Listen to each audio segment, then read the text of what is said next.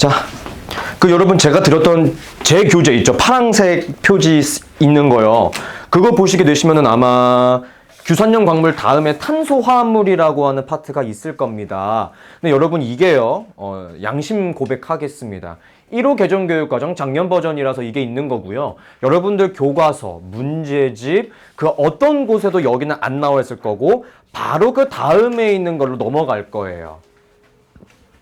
아시겠습니까? 그래서 제가 오늘 강의하다가 중간에 쌤 탄소화합물은 왜 강의를 안 해주시나요? 여러분들 교과서에 없기 때문입니다. 알겠죠? 살짝 넘어가는 걸로 알아주셨으면 좋겠고요. 그래서 저희는 지각과 생명체를 구성하는 물질부터 한번 설명을 해볼 건데, 자, 원래로 따지게 되면은 세 가지만 해도 되지만 저는 그래도 여러분들의 대부분의 시험 성적을 높여주기 위해서 예를 들어서 내가 단편으로 뽑았잖아. 필기할 수 있으면 필기해버려.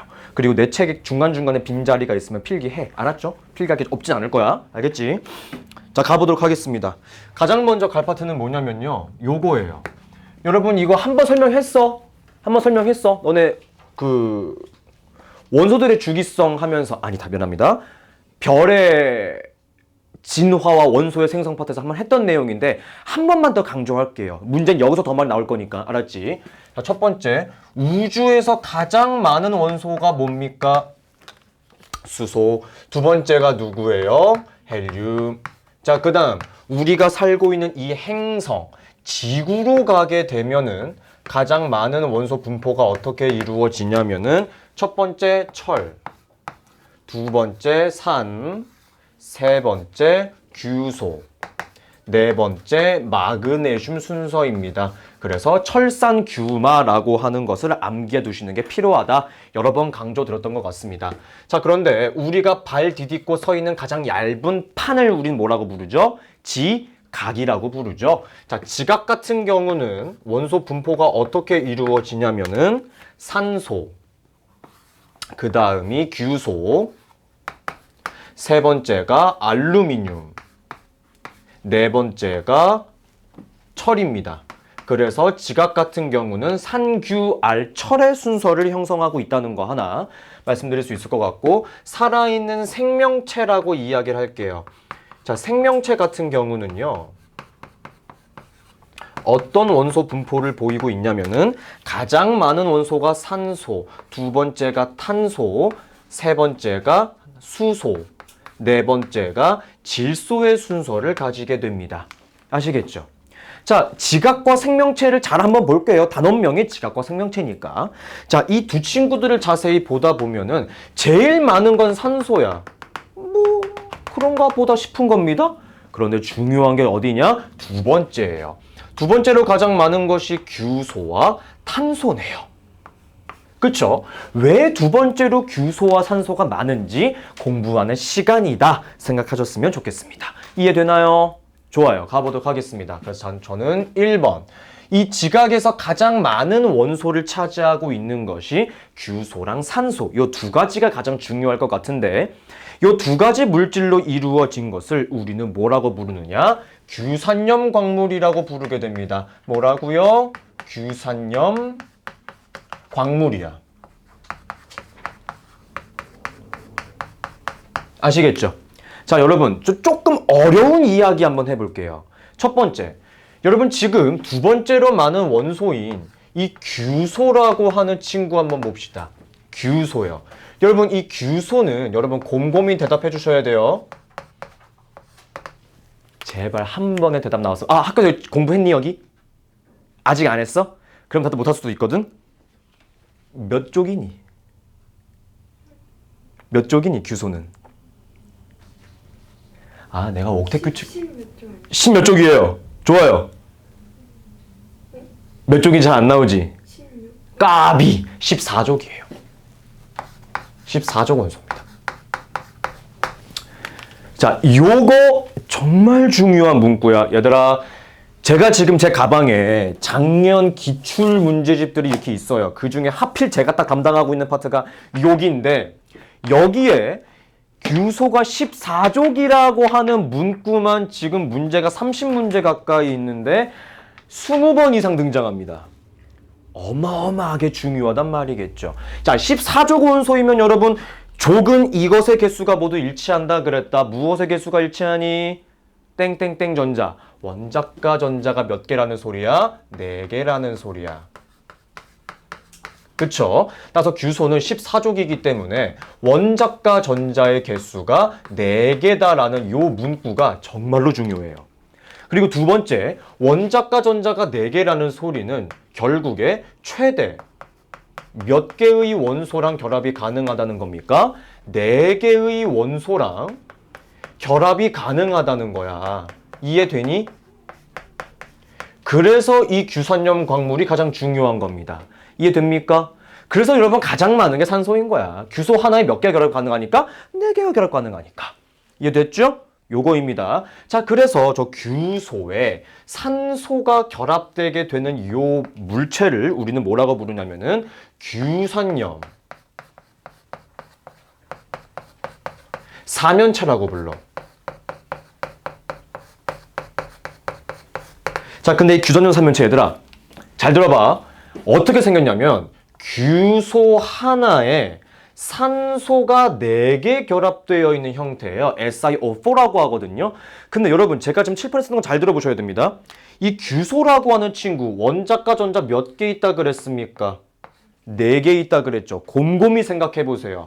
그러면 여러분 이 옥텟 규칙이라고 하는 것을 만족하기 위해서는 규소가 몇 개의 전자를 가지고 와야지만 안정해질까요? 4개입니다. 이렇게 질문해 볼게요. 산소는요 8번입니다. 원자과 전자가 몇 개 있어요? 6개요. 그러면 몇 개의 전자를 가지고 와야 안정해지겠습니까? 2개요. 그러면 여러분 올바른 좀 애매하다.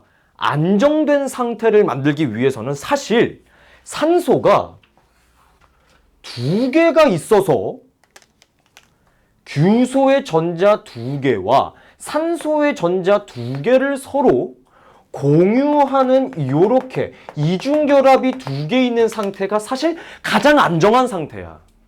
따지고 보면 그렇겠지. 근데 여기 몇 개래? 4개래. 그러면 어떤 일이 발생하는 거야? 결국에 이 규소라고 하는 원소 하나에 산소가 하나, 둘, 셋, 4개가 결합을 하게 된 거야. 그지? 그럼 결국에 여러분 규소는 전자 하나, 산소에게서 하나씩 받으면 규소는 만족할 수 있어도 산소는 만족을 해요, 못해요? 못해요. 그러니까 무슨 일이 발생하는 겁니까? 외부에서 하나를 가지고 옵니다. 이해됐어? 규소가 이렇게 하나씩 공유를 함과 동시에 외부에서 전자 몇 개를 추가로 가지고 와? 4개를 추가로 가지고 와. 이해됐습니까? 됐어요? 그래서 여러분 이 규산염 사면체는 4개의 전자를 추가로 가지고 왔기 때문에 총 전체의 전하량이 4-를 띠게 됩니다. 이해하시겠습니까? 요거 정말 중요한 개념이야. 여러분 제가 아까 수업 시작할 때 말씀드렸죠? 이 규산염 사면체, 이 지각 파트 같은 경우는 총 85%의 암기와 15%의 이해로 이루어진다 그랬어요. 그죠? 그 15%에 해당하는 암기, 이해 내용이거든요. 생각을 해보세요. 자, 이 그림 누가 봐도 전자를 주고 받은 거야? 같이 쓰는 거야? 같이 쓰는 거야. 따라서 잘 생각해 보셔야 됩니다. 규산염 사면체가 생성이 될 때는 무슨 결합을 하나요? 공유결합이요. 이해되죠? 그쵸? 이 사면체가 생성될 때는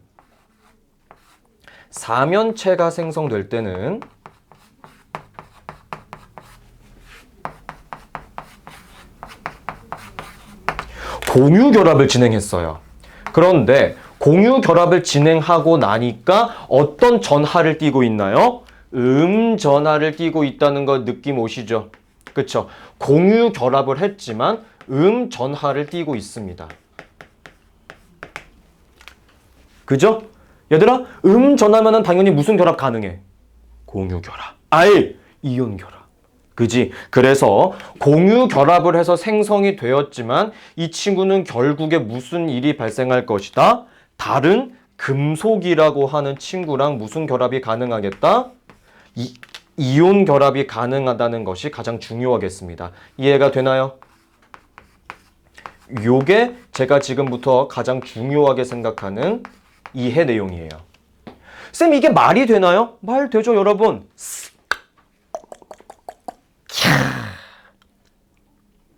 트름도 그음 나오는 거. 나 지금 뭐 마셨지? 뭐 마신 것 같아?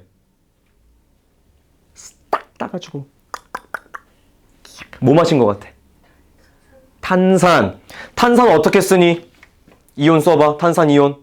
C, O, 3, E-G. 여러분, 이것도 공유 결합을 통해 만들어진 거지만 어떤 전화 띄고 있어요? 음전화 띄고 있죠. 즉 공유 결합을 해서 음전화를 띄는 게 있어 없어? 많아. SO4E-, NO3-, OH- 있죠. 그래서 이렇게 세 가지 정도는 우리가 기본적으로 이해를 해야 되는 내용이 되겠습니다. 아시겠습니까? 좋아요. 자, 지금부터는 이제 85%에 해당하는 암기입니다. 아, 미안해요. 진짜 미안해요, 여기는. 방법이 없어, 얘들아. 알았지? 가볼게. 이 규산염 광물은요, 결합을 할 때 규칙성이 있어. 그 결합 규칙성에 대해서 이야기를 해야 되고요. 이게 85%의 암기를 차지하게 됩니다. 따라와 보세요. 첫 번째. 자, 이 규산염 삼연체가 하나 있을 때, 독립되어 있을 때를 독립형 구조라고 이야기를 합니다. 근데 얘들아, 제가 방금 전에 필기를 했어요. 하나 있을 때는 어떤 전하를 띠고 있다 그랬습니까? 음전하를 띠고 있다 그랬죠. 그러니까 무슨 결합할 수 있다 그랬어요? 이온 결합 가능하다 그랬습니다. 따라서 혼자 있을 때는 철이라든지 마그네슘과 같은 원자와 이온 결합이 가능하다. 요거 하나 반드시 알아주셨으면 좋겠고요. 자, 지금 책 펴고 계시는 분들 위주로 한번 대답 부탁드리겠습니다. 이 독립형 구조는 지금 어떤 광물을 형성한대요? 세 글자일 텐데 무슨 석일 텐데 감람석을 형성한다 그랬죠? 요거 암기해야 돼. 미안해. 방법이 없어. 무조건 암기야, 얘들아. 알았지? 그 다음 제프린터 다음 페이지 넘어가시게 되면은 이럴 수가. 제가 지금 어마어마한 실수를 하나 저지르고 말았습니다. 오호라. 큰일 났네. 굉장히 좀 당황을 하고 있거든요. 상관없어. 이렇게 보면 되지. 자, 여러분 여기서부터 잘 보셔야 돼요. 얘는 그냥 혼자 있다 그랬지. 그치? 그러니까 규소 하나에 산소가 몇 개 있는 거야? 4개 있는 거죠. 그러니까 잘 들어봐야 돼. 내가 여기다 쓰는 게 지금 규소 대 산소의 비율이야. 뭐 대 뭐? 규소 대 산소의 비율. 이 친구는 1대 4의 비율을 가지게 돼요. 아시겠습니까? 알겠죠? 자, 그 다음 내가 이건 조금 이따가 얘기를 할 건데 조금 더 얘기해 줄게. 요거 하나 알아줬으면 좋겠고, 그 다음 이 독립형 구조가 한 줄로 쭉 늘어져 있는 거야. 우리는 그러한 친구를 뭐라고 부르냐면 단사슬 구조라고 이야기를 해요. 자, 이 친구는 공유하고 있는 산소가 보통은 2개 정도를 공유하고 있어요. 이해됩니까? 자, 요렇게 팔 잡고 있는 거니까 여기 산소 하나, 여기 산소 하나, 2개 정도를 공유하고 있다라고 볼 수 있겠습니다. 이해됐죠? 그래서 산소 2개를 공유하고 있다. 이 친구 무슨 광물을 형성한대요? 2글자일 텐데 얘는 휘석이라고 이야기하고 있죠. 그쵸? 따라서 공유하고 있지 않고 혼자 있는 비율이 몇 대 몇이 나오게 된다라고 보고 있습니까? 1대 3이라고 이야기하고 있죠. 이 비율까지도 암기해야 돼요. 1대 3. 오케이? 그 다음 이 단사슬이 2개 이상 모여 있을 때는 우리가 뭐라고 이야기하냐면은 복사슬이라고 이야기합니다. 근데 이 친구는요 2개에서 3개 정도를 공유한다라고 보고 있어요. 아시겠죠? 자, 이 친구는 무슨 석이라고 이야기하느냐? 3글자지. 근데 이거 헷갈려. 이름이 뭐래? 각섬석. 아까 얘는 이름이 뭐라고? 각감람석. 얘는 각섬석. 이름 헷갈릴 수 있겠죠? 전 헷갈릴 수 있다고 생각을 합니다. 제가 헷갈렸거든요. 자, 그 다음 이 친구는 몇 대 몇의 비율을 가지게 되느냐? 4대 11이래. 갑자기 비율이 확 튀어버리죠. 어려울 겁니다. 자, 그 다음 복사슬이 여러 개, 2개 이상 쌓이게 되면은 판상구조라고 하는 것을 형성하게 됩니다. 얘는 산소를 몇 개 공유하게 되는 거냐면은 최소 3개예요. 무조건 3개라고 생각하시면 됩니다. 알겠죠? 산소를 3개 이상 공유하고 있는 친구고요. 여러분 요거는 이제 나중에 여러분들 인생에 도움이 될 수 있을 것 같긴 하겠는데 흑운모라고 하는 친구가 있어요. 흑운모. 그 친구는요. 카드나 이 종이처럼 한 면이 톡 떨어집니다. 어떤 느낌인지 이해했죠? 그러니까 암석이 이렇게 있는데 요거를 통 치면은 마치 카드가 한 장 떨어져 나오듯이 이렇게 싹 벗겨지는 친구예요. 이해됐습니까? 그래서 판이라고 하는 게 요 한 판 이야기 하는 것처럼 이렇게 되어 있다고 생각하시면 편해요. 그러니까 얘는 어떤 암을 구성할 것이다. 흑운모를 구성할 것이다. 요거 하나 기억해 두시면 좋습니다. 그리고 이 친구는 규소 대 산소의 비율이 2대 5를 형성한다는 거 하나 알아두셨으면 좋겠습니다. 자, 마지막은요. 사실 규칙성이 조금 없다라고도 보여집니다. 망상구조라고 이야기를 해요. 그 다음 이 친구는 산소를 무려 4개나 공유하고 있습니다. 그 다음 이 친구가 또 중요한 게 2개나 있어 구성하는 암석이. 첫 번째 석영과 장석입니다. 왜 자꾸 부딪히는 거야? 미안합니다. 석영과 장석 2가지의 암석이 여기에 해당하고요. 규소 대 산소의 비율이 많이 줄어들어요. 1대 2까지 가게 됩니다. 알겠습니까? 암기할 거 많지. 요거 다 암기야. 다 암기해야 돼. 근데 심지어 아직 끝나지도 않았어. 자, 가보도록 하겠습니다. 여러분 천천히 한번 따라와 보시겠습니까? 여러분 지금 저랑 같이 공부를 하시면서 보일 거예요. 있잖아 얘들아. 나 부탁 하나만 하자. 지금 너희들 필기하고 있잖아. 그지? 여기다가 쭉 화살표 써줘. 알았지? 쭉 화살표 써줘. 나는 여기다가 이뻐 보이게 5번이라고 필기를 쓰긴 쓸게. 그 다음 규칙성의 특징이라고 쓰긴 쓸 텐데 여러분 요것도 제가 보여드릴게요. 어떻게 쓰시면 되냐면은 특징이라고 전 쓰긴 쓸 건데 여기다가 화살표 하나 쭉 내주시면 됩니다. 알겠죠? 저도 쓸게요. 쭉 여러분 화살표 내려가 볼게요. 내려가다 보면은 생각해 보세요. 얘는 산소 공유해요 안 해요? 0개를 공유합니다. 얘 몇 개 공유한대요? 얘는 2개에서 3개 공유한대요. 얘는 3개요. 얘는 4개 공유하죠. 여러분 이런 느낌입니다. 얘는 나 혼자 있는 거야.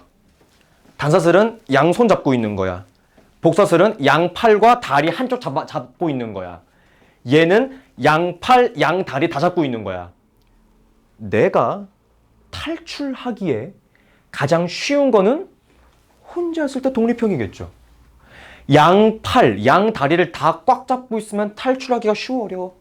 어렵죠. 그쵸? 즉 아래로 내려가면 내려갈수록 공유하고 있는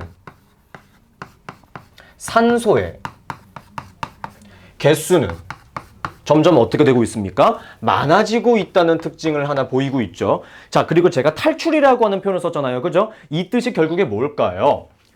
결합력이 점점 세진다. 즉 풍화에 점점 강해진다라는 거 하나 알아두셨으면 좋겠습니다. 이해됩니까? 그러니까 더 단단하다라는 의미라고도 볼 수 있겠죠. 요거 하나 알아두셨으면 좋겠고요. 그리고 여러분 요거 있잖아요. 요거는 너네 학교에서 한 번도 기출문제 나온 적이 없긴 하거든. 한 번도는 아니다. 한두 번 정도 나온 적이 있는데 이건 학교 수업 따라가는 게 맞긴 하거든요. 뭐냐면 맨 위에 있었던 독립형 구조는 깨짐 구조를 가지게 돼요. 깨집니다. 알겠죠? 나 요거 해야 되나 말해야 되나. 그 다음 맨 아래에서 요거를 해야 되나 말해야 되나. 이거 상당히 고민이네.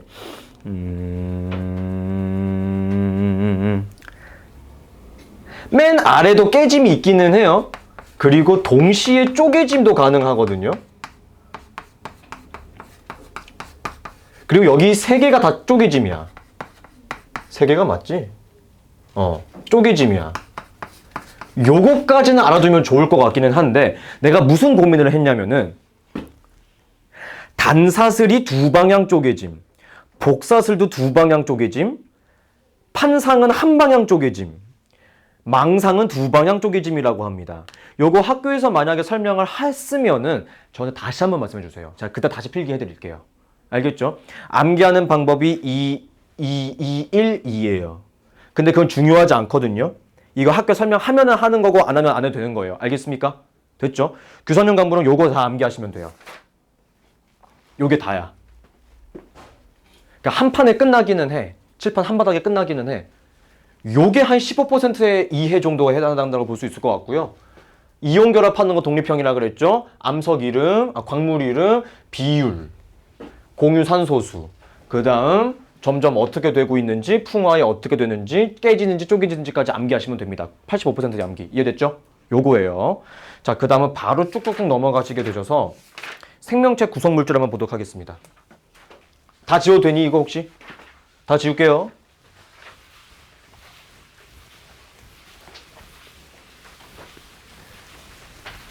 여러분 내가 아까 여기에 썼어. 생명체 구성물질 중에서 가장 많은 게 뭐야? 산소야. 두 번째로 많은 게 뭐야? 탄소야. 그쵸? 잘 보세요.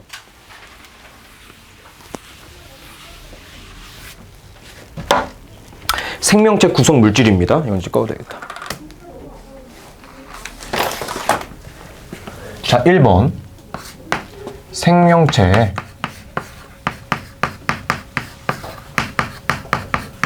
구성물질이거든요.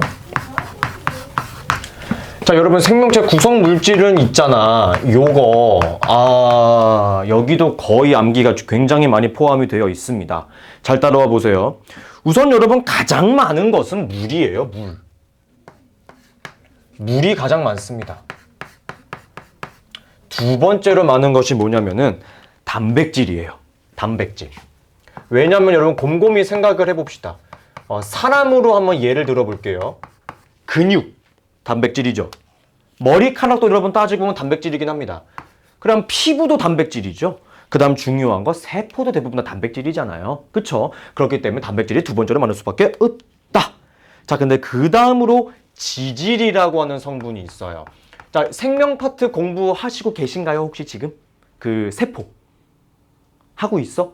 그럼 인지질 이중충 했어? 아직 안 했구나. 세포막이라고 하는 것을 구성하고 있는 것 중에 하나가 인지질이라고 있어요. 즉 세포의 껍질을 지질이 구성하고 있기 때문에 이 친구도 있고요. 그 다음 네 번째로 많이 있는 것이 무엇이냐면은 핵산이라고 하는 친구예요. 핵산. 요 정도 순서를 가지게 된다는 거 하나 말씀드리고 싶은데, 저는 지금부터는 뭐냐면은 유기물에 대해서 한번 설명을 해보려고 합니다. 여러분 보통 유기물이라고 하는 거는요 탄소화합물이에요. 알겠습니까? 잘 들어봐. 유기물에 대해서 설명을 할 거야. 첫 번째 탄수화물입니다. 탄만 써도 되지? 그럴 것 같아. 여러분 탄수화물 같은 경우는 구성 원소가 어떻게 되냐면요 CHO예요. 탄소, 수소, 산소로 구성되어 있습니다. 아시겠죠? 자, 내가 지금부터 필기하는 거 잘 들어봐. 잘 봐야 돼. 여러분 탄수화물의 단위체라는 단어가 나와. 단위체는 가장 작은 단위입니다. 제가 어차피 설명할 거예요. 그러니까 우선 필기만은 알았지? 제가 초록색으로 쓰는 게 다 단위체라고 생각하시면 됩니다. 얘는 포도당이 단위체야. 알겠죠? 그 다음 이 단위체라고 하는 포도당을 이용해서 여러 가지 성분을 구성할 수 있게 되는데, 여러분들이 흔히 알고 있는 녹말이라든지 그리고 설탕, 이런 것들은 너무 이제 쉽게 알고 있는 내용이겠지만 의외로 여러분 잘 모르는 것 중에 하나 셀룰로스 같은 거.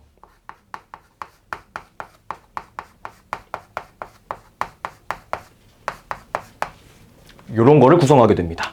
아시겠습니까? 여러분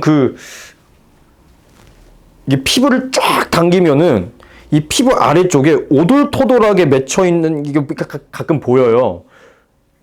요런 게 이제 셀룰라이트라고도 표현하는 이게 셀룰로스야. 흔히들 말하는 살찐면 잘 보이는 것들 중에 하나 이런 것들이죠. 여러분 알고 있잖아요. 중학교 2학년 때 배웠잖아. 살찌는데 주된 이유는 뭐야? 탄수화물이야. 당 성분이거든. 그죠? 요거 하나 알아줬으면 좋겠고, 두 번째 단백질입니다.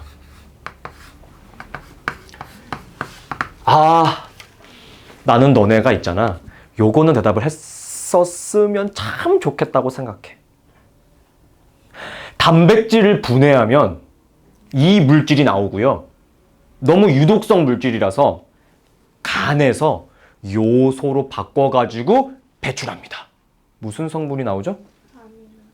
까비. 비슷해. 암모니아가 나오지. 이름이 비슷해서 헷갈렸지. 암모니아가 생성됩니다. 암모니아 어떤 분자식이죠?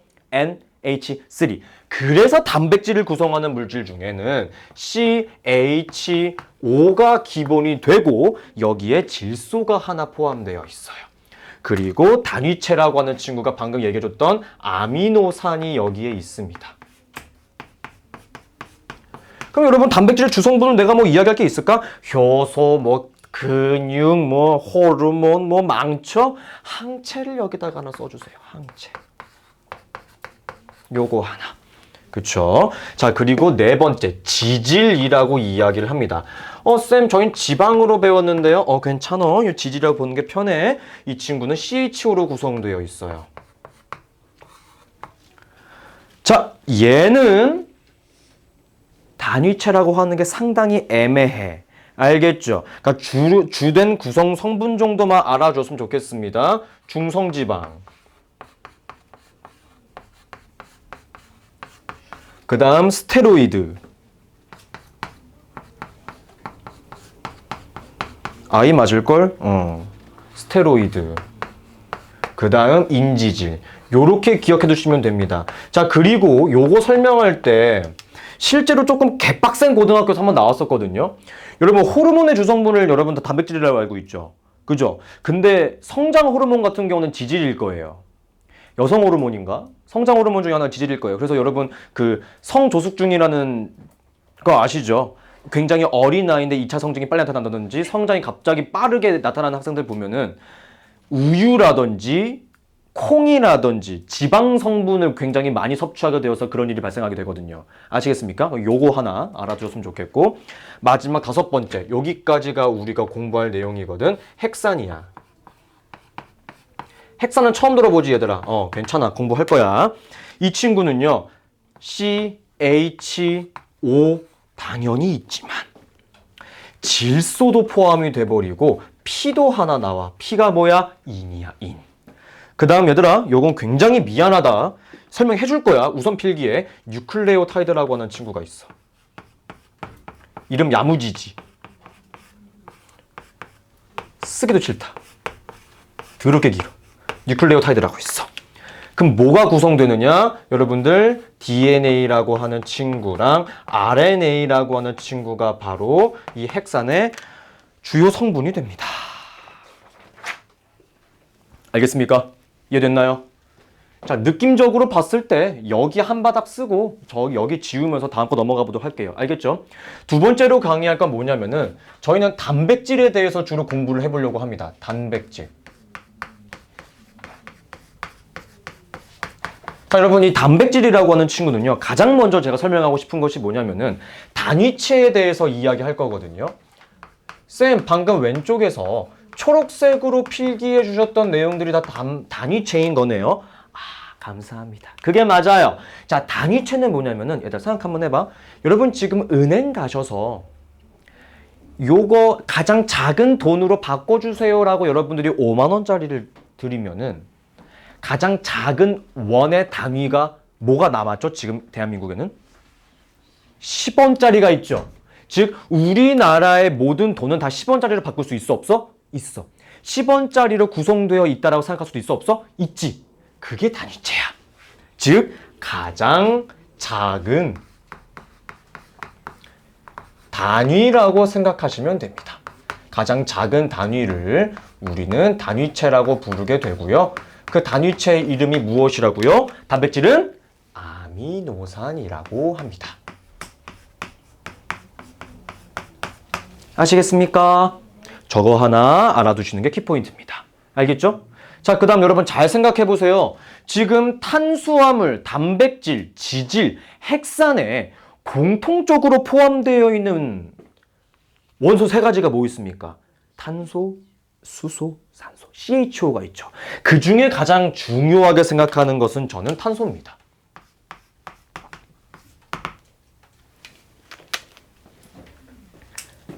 탄소 몇 쪽이야?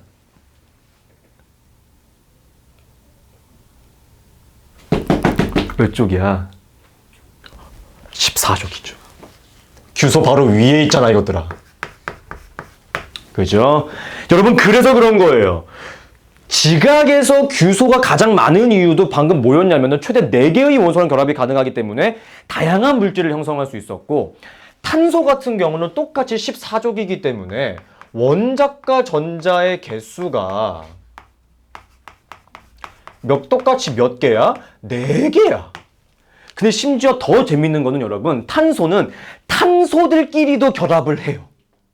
그러니까 굉장히 다양한 물질을 형성할 수 있겠죠. 굉장히 중요한 특징입니다, 저거 여러분. 아시겠습니까? 반드시 하나 기억을 해주셨으면 좋겠습니다. 알겠죠? 네, 좋아요. 자, 그 다음은 단위치에 대해서 간단하게 공부를 했으니 우리가 지금부터는 이 아미노산의 구조에 대해서 한번 공부를 해볼 거야.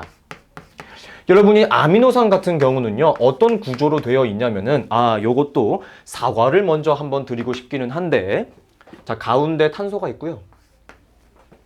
위인지 아래인지는 크게 중요하지 않지만, 위쪽에 R이라고 하는 뭐가 붙어 있냐면, 곁사슬이 있어요. 알겠죠? 그리고 뭐 위가 됐던 아래가 됐던 여기에 수소가 하나 붙어 있게 되는데요.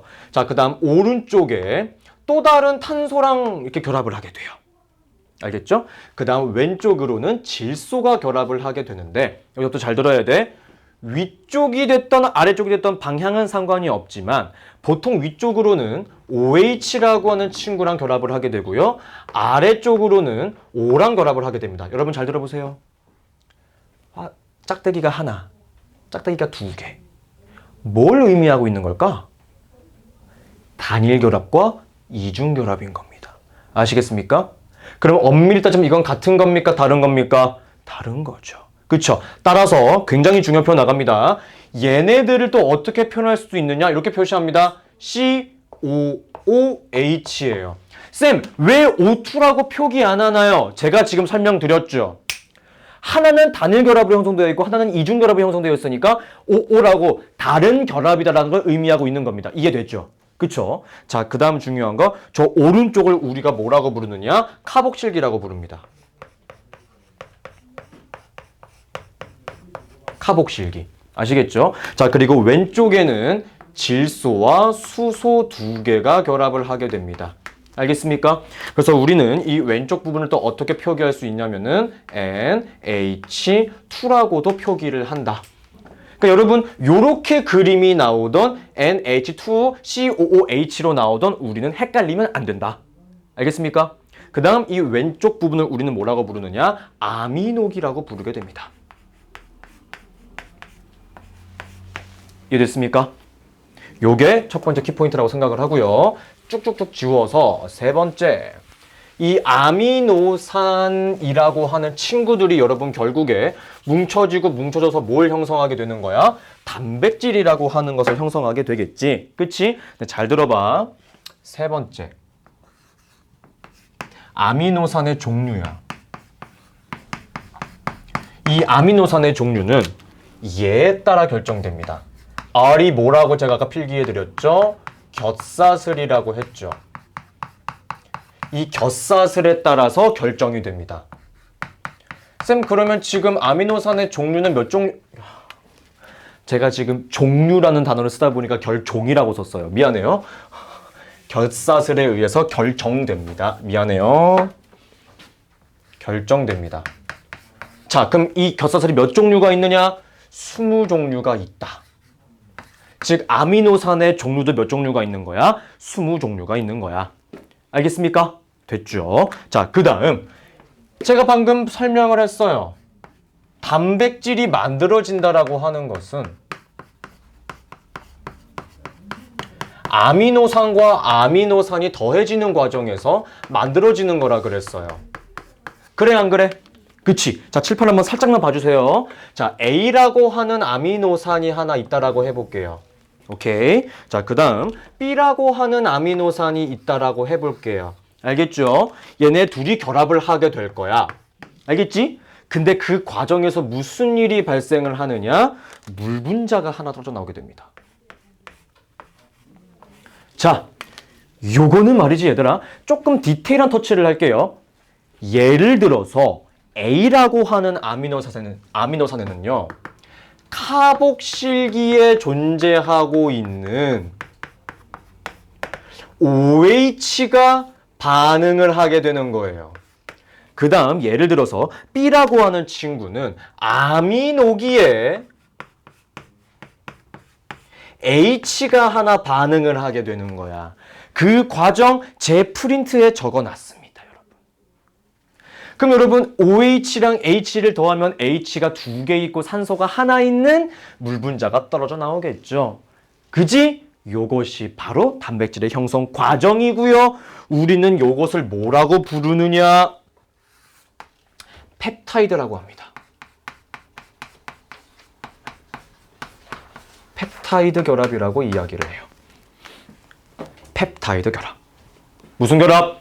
펩타이드 결합. 이해됩니까? 이해됐죠? 요거야. 자, 지금부터는 제가 간단한 정리라든지 특징들 몇 개, 정리라고 할게요. 정리를 한번 해볼까 합니다. 근데 여러분, 우리 지금 인구가 거의 80억을 향해 도달했죠? 생김새가 대부분 다 달라요. 지문도 다 달라요. 그죠? 그리고 사람마다 뭐 다른 특징을 많이 가지고 있단 말이죠.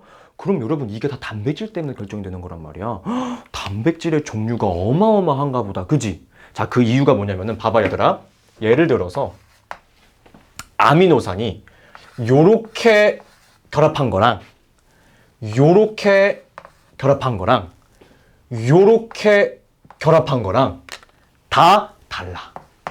특징이 다 달라버려. 무슨 소리냐면 결합 순서 그리고 결합 모양 그리고 결합 구조에 따라서 특징이 모두 달라버려. 알겠습니까? 요 단어, 세 단어가 굉장히 많이 나올 겁니다. 요거 하나 기억해 두셨으면 좋겠습니다. 그러니까 단백질의 종류도 굉장히 여러 가지가 된다는 소리예요. 여러분 예를 들어서 이런 거예요. 봐봐. 자, 분필 똑같은 세 개인데 요렇게 있는 단백질이랑 요렇게 있는 단백질이랑 요렇게 있는 단백질이랑 특징이 다 달라버리는 거야. 성질이 다 달라. 그리고 여기서 요렇게 되는 거랑 요렇게 되는 거랑 요렇게 되는 거랑 특징이 다 달라. 야, 진짜. 그래서 단백질의 개수는 이론적으로 무한대에 가깝다라고 이야기합니다. 이론적으로 무한대에 가깝다. 이게 무한대 표시인 거 아시죠? 무한대예요. 자, 그리고 여러분 가장 중요한 키포인트. 얘는 별표 하나 제가 치고 시작할게요. 여러분 칠판 잠깐 봐주시겠습니까? 잠깐만 봐주세요. 아미노산 몇 개 있어요? 2개 있죠. 펩타이드 결합 몇 번이 나왔습니까? 그죠? 시험 문제 나올 거야. 아미노산의 개수 마이너스 1은 펩타이드 결합이 일어난 횟수입니다.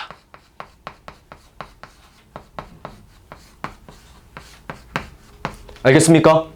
자, 그러면 여러분 간단한 질문이에요. 너는 마이너스 1을 못하지 않을 거니까. 아미노산이 120개가 있다. 그럼 펩타이드는 몇 번 일어났을까? 119번. 그죠? 자, 그 다음 여러분 요거는 이제 지나가는 말로 하나 기억해 두시면 좋아요. 뭐냐면은 펩타이드가 여러 번 발생했다. N번 발생하게 되면은 이때 폴리라는 단어를 붙여요. 폴리. 그래서 폴리펩타이드라고 이야기를 하게 됩니다. 요거까지 하나 적어주셨으면 좋겠습니다. 이해되나요? 됐죠? 지금 열심히 찍고 있는데 카메라가 얼마나 버텨줄 수 있을지 참으로 고민인데 아직 뜨겁다는 문구가 안 나와 있으니 조금 더 한번 노력을 해보도록 할게요. 자, 우리는 이제 하나 남았습니다. 이거에서 10분에서 한 15분 안에 털어버릴 예정이거든요. 헥산이라고 하는 친구야, 헥산. 알겠죠? 다 지워도 되겠습니까? 다 지울게요. 가보겠습니다.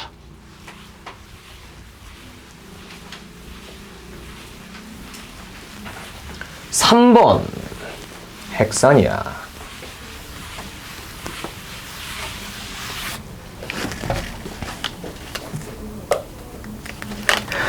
자, 여러분 이 핵산이라고 하는 친구는요. 사람의 몸에 존재하는 사람마다 전부 다 다른 이 유전 물질이라고 하는 것에 아주 큰 관련이 있어요. 아시겠죠?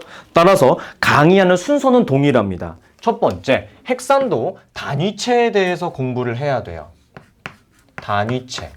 가장 작은 단위라고 생각을 하시면 되겠죠? 네, 핵산의 단위체는 아까 이야기했던 것처럼 뉴, 클, 레, 오, 타이드라고 하는 친구입니다. 자, 그런데 여러분 이 뉴클레오타이드라고 하는 친구는 특징이 크게 세 가지가 존재하거든요. 열심히 따라와 줬으면 좋겠습니다. 첫 번째 특징, 인산이라고 하는 물질과 당이라고 하는 물질과 염기라고 하는 물질이 존재합니다.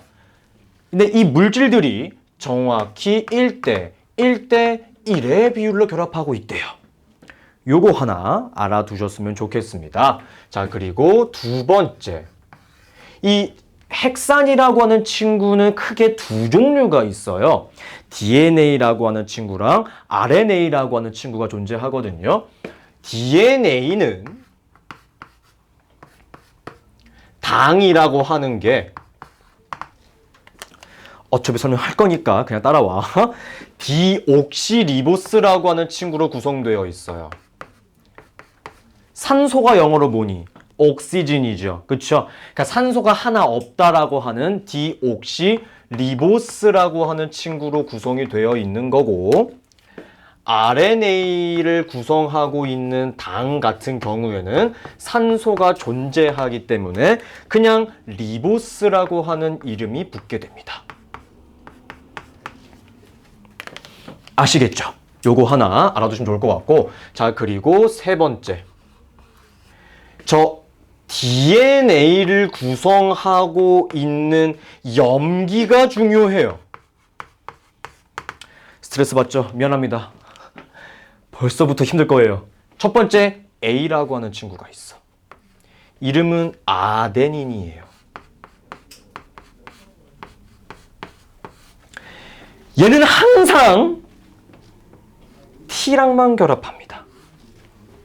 T는 이름이 무엇이냐? 타이민이에요. 알겠죠?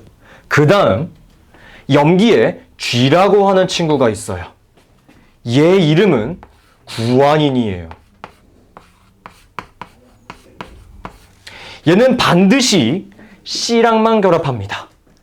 얘는 누구냐? 사이토신이에요. 항상 요렇게만 결합을 하게 됩니다. 알겠습니까? 반드시, 언제나, 항상. 알겠습니까? 항상 저렇게만 결합을 하게 돼요. 알겠지? 저거 하나 반드시 기억해야 돼요. 그럼 여러분 학교에서 설명 듣다가 뭐 탈수 축합 반응이라든지 그런 거 나오게 되면 말씀해 주세요. 제가 설명해 드릴게요. 그 다음 하나 더. 이렇게 결합을 할 때 있잖아. 이렇게 결합을 할 때 이게 수소 결합을 진행합니다. 요것도 좀 과한 내용이기는 한데 그냥 한번 이야기할게요. 수소 결합한다는 거. 뭐 몇 중 결합을 하는지까지 나와버리면 그때 꼭 얘기하셔야 돼요. 알겠죠? 자, 그 다음 DNA 있으니까 모두 해야 돼. RNA도 한번 해줘야 돼. 아우 힘들어. 자, RNA 같은 경우는요. 딱 한 친구만 달라요. 나머지는 다 동일하게 생겼습니다. 뭐냐면은 A라고 하는 친구랑 대신 U라고 하는 친구가 결합을 하게 된다. 그 다음 G랑 C랑 결합하는 것은 똑같습니다. 그럼 이 U의 이름은 무엇이냐? 유라실이라고 합니다. 아시겠죠? 요거 하나 보시면 좋을 것 같고요. 자, 그래서 이 뉴클레오타이드가 어떻게 생겼는지 이 구조에 대해서 간단하게 한번 설명을 해보자면 책에 또 야무지게 또 그림이 그려져 있기는 하단 말이지, 그지? 자, 보통 요렇게 이제 이렇게 오각형 구조로 당이 하나 존재하고 오른쪽 위에 해위 이런 식으로 인산이 하나 있어요. 요렇게. 그 다음 오른쪽에 악수를 하겠다는 의미로 여기에 염기가 존재하게 됩니다. 요런 식으로. 요게 이제 뉴클레오타이드의 구조인 거예요. 아시겠죠? 대신 이 당이라고 하는 곳에 DNA 같은 경우는 디옥시리보스가 온다. RNA 같은 경우는 리보스가 온다라는 거 정도. 그 다음 DNA 같은 경우는 염기에 ATGC가 올 수 있다. 걔랑 결합하는 친구 이렇게 있을 것이다. RNA 같은 경우는 염기에 T 대신에 유라실이 올 것이다. 정도 기억해 두시면 되겠습니다. 이해됩니까? 자, 그 다음은 여러분 이 헥사는 결국에 뉴클레오타이드들이 겹쳐져서 결합해서 만들어지는 거죠. DNA와 RNA가. 그쵸? 그래서 얘네들이 결합하게 되는, 즉 헥산의 형성은 헥산의 형성 같은 경우는요 약간 특징이 다릅니다. 어떤 특징을 가지고 있냐면 그냥 요 단어 하나만 붙여주시면 돼요. 폴리라고 하는 단어만 하나 붙여주시면 되겠고 그 다음에 뉴클레오타이드가 붙게 됩니다. 아시겠죠? 이런 느낌이에요. 자, 결합하게 될 때 굉장히 중요합니다. 인산과 또 다른 인산과 이 당이 결합하게 되는 거예요. 아시겠죠? 그래서 제 책에 보시게 되시면은 인산과 당이 붙고 인산과 당이 붙고 인산과 당이 붙어서 주르륵 형성하게 되는 것을 우리가 폴리뉴클레오타이드, 그 친구를 헥산이라고 부르게 되는 겁니다. 아시겠습니까? 이해됐죠? 이런 거예요.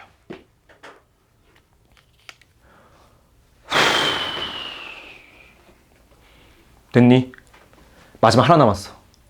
지금 카메라가 뜨거운가 봐. 메시지 떴어. 빨리 해야 돼. 자, 네 번째.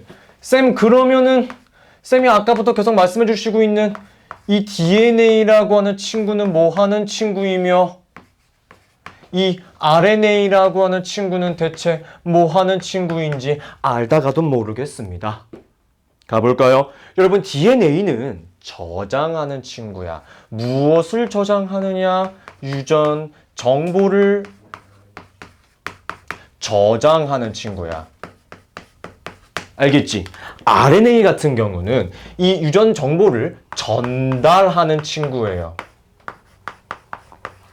유전 정보를 전달한다. 아시겠습니까? 요 차이점 하나 알아주셨으면 좋겠고요. 그리고 DNA 같은 경우는 당 이름이 뭐라 그랬어?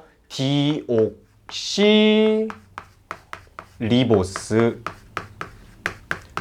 그 다음 RNA 같은 경우는 그냥 리보스.